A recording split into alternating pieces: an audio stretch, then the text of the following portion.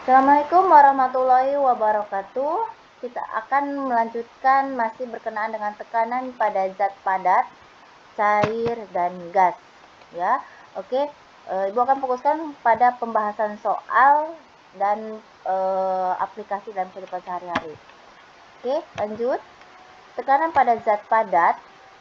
Kalau kita mengamati di sekitar, nah, sesuai dengan pertemuan sebelumnya, sudah disampaikan bahwa tekanan dipengaruhi oleh gaya tekan dan luas bidang. Semakin besar gaya tekan yang diberikan, maka tekanan semakin besar juga. Dan semakin besar luas bidang, maka tekanan akan semakin kecil. Ya. Jadi, antara tekanan dengan luas bidang itu berbanding terbalik. Lanjut. Ya, luas bidang benda yang dimaksud adalah luas bidang bagian alas jika gayanya ini diberikan dari atas. Ya, oke, sebagai contoh kita aplikasikan di sini. Kalau di dalam koin di sini ada gaya tekan, maka di sini luas bidangnya, ya, ini akan berbeda hasil tekanan pada gambar A dengan gambar B. Ya, oke, di sini yang vertikal dan horizontal, ya, luas bidangnya berbeda. Ya, ini bagian bawahnya. Nah, ini bagian bawahnya di sini. Ya, ini luas bidangnya. Ini lebih kecil luas bidangnya, sedangkan ini lebih besar. Oke, koin pada posisi vertikal memiliki luas bidang lebih kecil daripada koin pada posisi horizontal. Ini yang horizontal, ini yang vertikal, ya. Sehingga koin dengan posisi vertikal yang di sini akan memiliki tekanan yang besar dan memberikan bekas yang dalam pada plastisin. Oke, paham ya sampai sana ya? Oke. Nah, kita akan bahas peristiwa dalam kehidupan sehari-hari. Yang pertama, struktur kaki angsa dilengkapi dengan selaput memiliki tujuan yaitu memperkecil tekanan. Mengapa? Karena luas permukaan bidang tekan yang semakin besar menghasilkan tekanan yang semakin kecil. Oke, paham ya? Kemudian peristiwa yang kedua, sol sepatu sepak bola, ya, sepatu sepak bola ya, dibuat tidak rata atau berupa tonjolan-tonjolan bagian bawahnya agar dapat semakin kokoh saat berdiri dan berlari dan semakin cepat bahkan saat hujan. Mengapa seperti itu? Karena memiliki tujuan memperbesar tekanan, ya, dengan luas bidang yang semakin kecil maka tekanan yang semakin besar, sehingga ketika kita menggunakan sepatu sepak bola, menggunakan sepatu sepak bola, kondisi saat hujan atau pada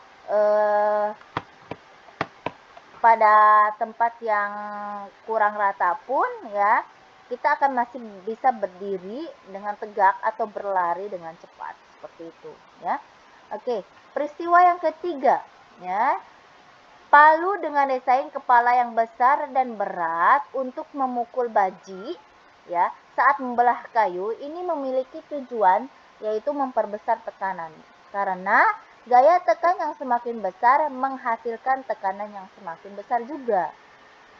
Kemudian, peristiwa yang keempat, permukaan gigi geraham bentuknya agak membesar pada bagian atas dengan permukaan bergelombang dan lebih besar. Mengapa?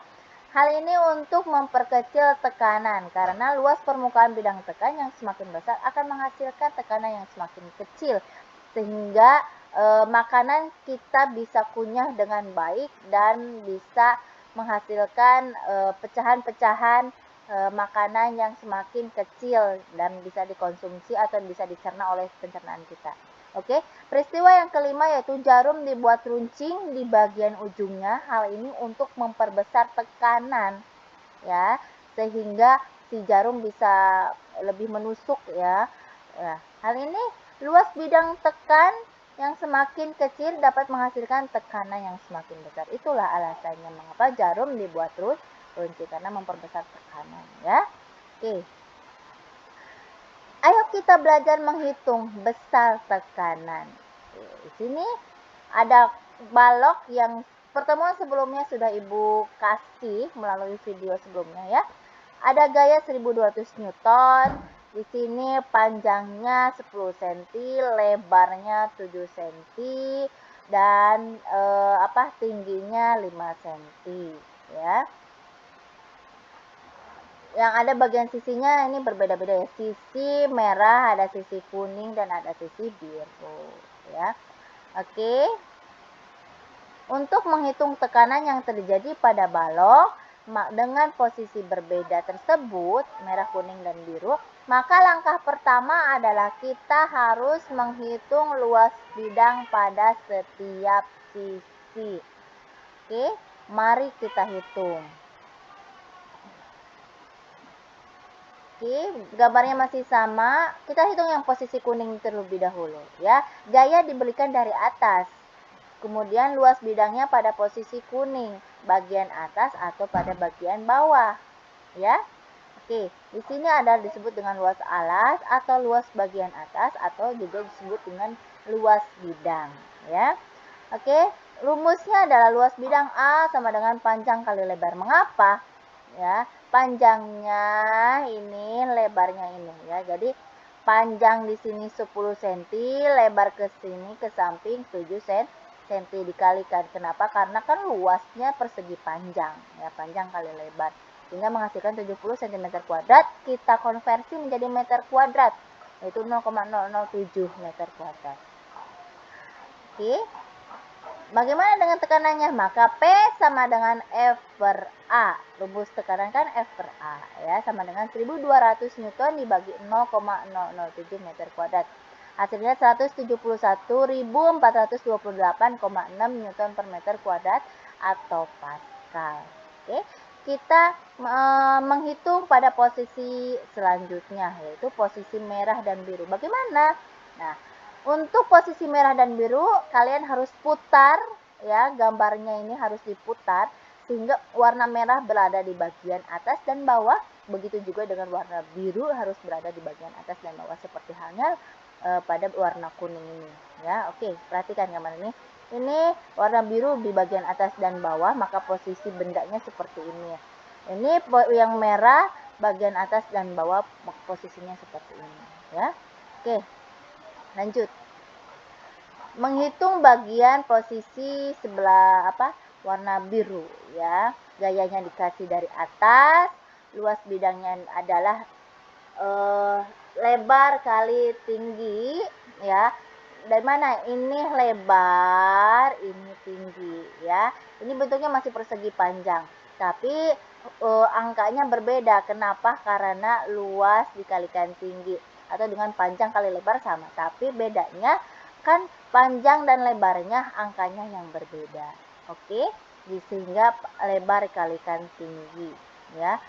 Ini P sama dengan F per A 1200 Newton dibagikan 0,0035 meter kuadrat, hasilnya 342.857,1 Newton atau Pascal ya. Sekarang pada posisi atas atau bawahnya atau luas bidangnya merah ya. F sama dengan 1200, sedangkan luas bidangnya kita hitung A sama dengan P dikalikan T. Ini panjang dikalikan tinggi di sini ya, panjang dikalikan tinggi gitu ya.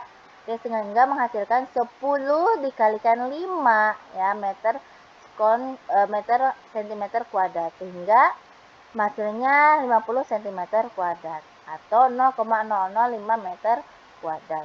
Maka tekanannya adalah F per A sama dengan 1200 Newton dibagikan 0,0035 meter kuadrat. Maaf, salah ya. Seharusnya 0,005 meter kuadrat. Hasilnya 240.000 Newton ya. Oke, lanjut. Jika kita perhatikan posisi kuning, tekanannya ada 171.428,6 Newton per meter. Tekanan posisi merah 2.400.000. Posisi biru tekanannya 342.857. Sehingga dihasilkan tekanan terbesar dimiliki oleh balok dengan alas atau luas bidang yang kecil, yaitu 342.857. Ini berarti pada posisi warna biru ya. Dan tekanan terkecil dimiliki oleh balok dengan alas atau luas bidang yang besar, yaitu pada posisi kuning ya, yaitu tekanannya 171.428,6 Newton per meter kuadrat. Ya, seperti itu ya. Nanti akan kita lanjutkan membahas tentang tekanan hidrostatis atau tekanan pada zat cair. Mengapa mengapa bendungan dibuatnya seperti ini. Oke? Begitu aja. Terima kasih. Semoga kalian paham video kali ini. Terima kasih. Wassalamualaikum warahmatullahi wabarakatuh.